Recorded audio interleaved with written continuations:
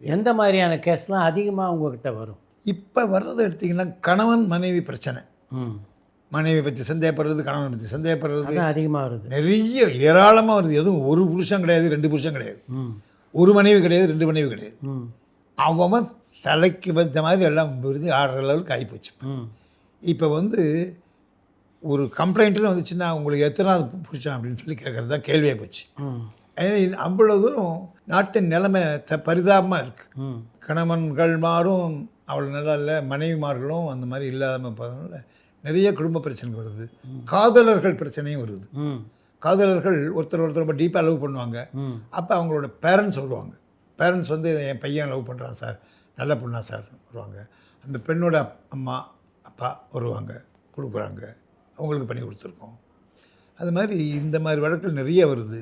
இப்போ ரீசெண்டாக வந்தது கூட ஒரு மர்டர் கேஸ். ம்.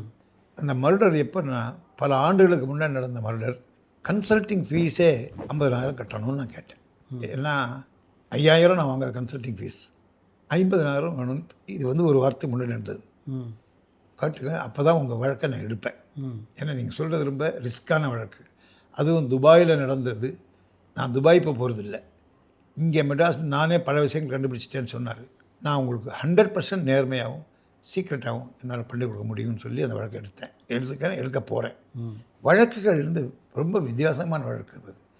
இது ரொம்ப முக்கியமான வழக்கு. ஒன்று சொன்னேன், இன்னொரு மேட்ரு. அமெரிக்கா, கனடா, வாஷிங்டன் போன்ற நாடுகளில் நம்ம இந்தியர்கள், தமிழர்கள் வசிக்கிறாங்க.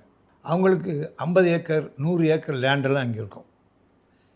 ஒரு 10-15 வருஷம் கழித்து வந்து தமிழ்நாட்டுக்கு, இந்தியாவுக்கு வந்து பார்த்தாங்கன்னா 10 ஏக்கர் 15 ஏக்கர் தான் அவங்களுக்கு இருக்கும். மிச்சமெல்லாம் சாப்பிட்ருப்பாங்க. அது மட்டும் இல்லை, ஒரு கேஸ் வந்தது எனக்கு. வெளிநாட்டிலேருந்து வந்து இறங்குறாரு, அவர் வீடை போய் செக் பண்ணுறதுக்கு போகிறாரு. யூ ஆர் அண்டர் அரெஸ்ட்டுன்னு கைது பண்ணுறாங்க. அவர் சொந்தக்காரரே, ஓனர் ஆஃப் தி பில்டிங், ம், ஓனர் ஆஃப் தி லேண்டு அலறிட்டார். என்னன்னு கேட்டால், உங்கள் வீட்டில் பிராத்தல் நடக்குது, ம், நீங்கள் தான் காரணம். ம், நீங்கள் வெளிநாட்டில் உட்காந்துக்கிட்டு இங்கே பிராத்தல் பண்ணி சம்பாதிக்கிறீங்களா ம், அப்படின்னு அந்த போலீஸ் அதிகாரி மிரட்டி கேட்குறாரு. ஏன் எனக்கு ஒன்றுமே தெரியாதுங்கய்யா சொல்கிறார். அதாவது இது எதனால் நடக்குதுன்னா அவருக்கு உண்மையிலேயே அவருக்கு தெரியாது.